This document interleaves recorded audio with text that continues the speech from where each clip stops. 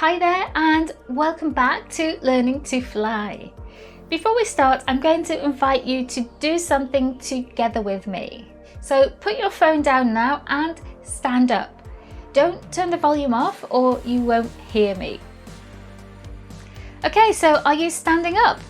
Great. Okay, so we're going to do some warm-up exercises. So first we're going to swing our arms to the sides and we're just going to let our body move with them. Okay, now we're going to do some marching on the spot.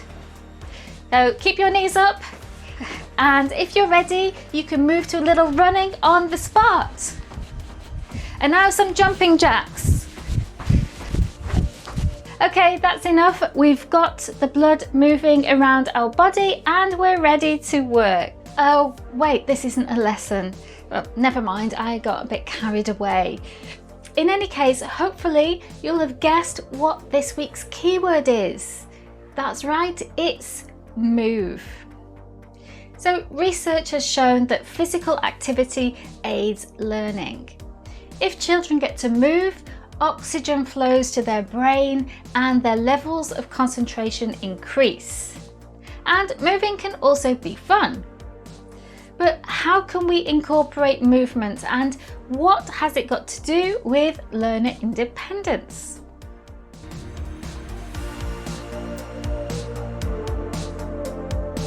Well, first let's talk about transitions. Transitions are how you get from one stage of the lesson to another. For example, from circle time to table time, or sitting back down after a song or an active game. We can include short transitions that require movement. For example, some dynamic warm-up exercises like the ones that we just did. Or we could do a yoga pose to calm the students down. The type of movement you choose will depend on what you're transitioning from and to. For example, if students have been doing something that required a lot of concentration, a few star jumps can energize them and prepare them for a more active activity. If you've just played an active game or danced to a song, you may need something to calm students down and get them ready for desk work. Other activities where students use their bodies include TPR activities, yoga poses, and walks around the classroom or the school.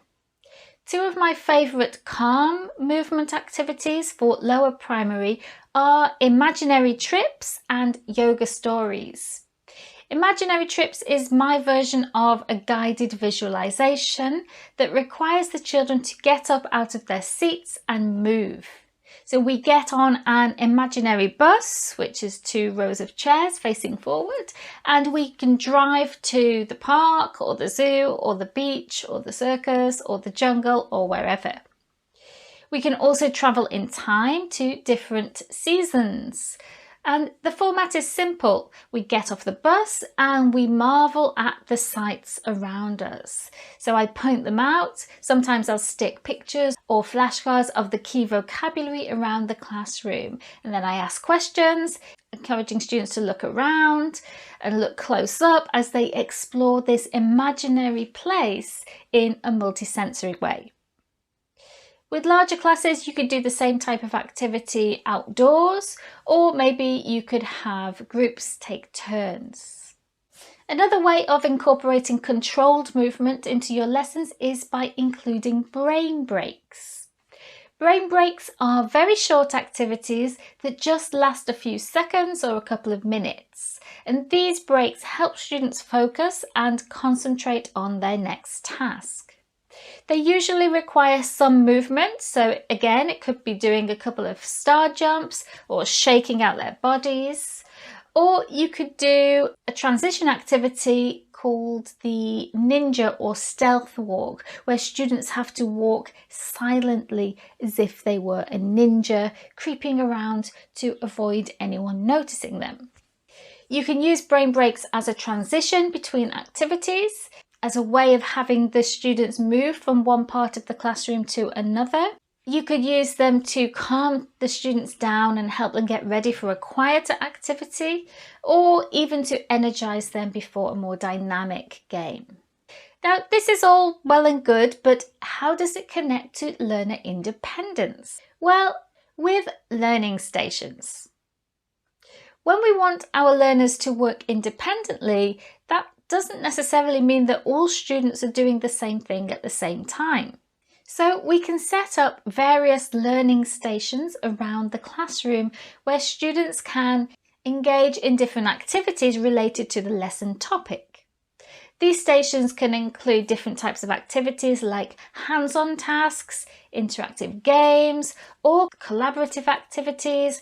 They could also have materials for students to read or videos to watch with tasks to carry out.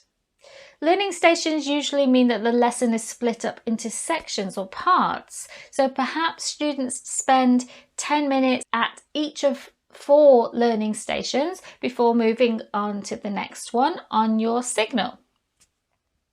Even if they're sitting down at their learning station, they will be moving from one to the other. And you can include some fun, energetic transitions to help them move around in an orderly manner, like the ones that I mentioned earlier. So instead of walking quietly, students could march like soldiers, or tiptoe like a ballet dancer, or hop like a frog to their next activity. And this adds an element of fun and movement to transitions, and it also, again, gets the blood flowing to the brain.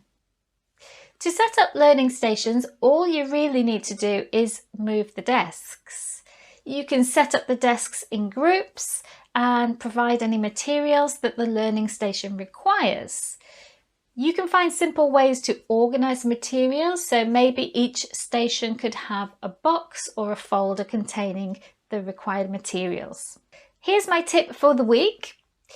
Be flexible and adapt movement activities to suit the needs and preferences of your students. Some students may enjoy high energy activities like dance routines and star jumps, while others may prefer more calming movements like yoga poses.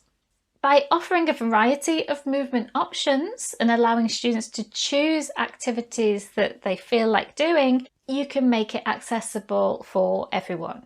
So maybe just give them 2 or 3 options. And if they just want to walk or do nothing, that's fine too. Okay, are you ready for our HIT session? No, I'm joking. I'll see you next week.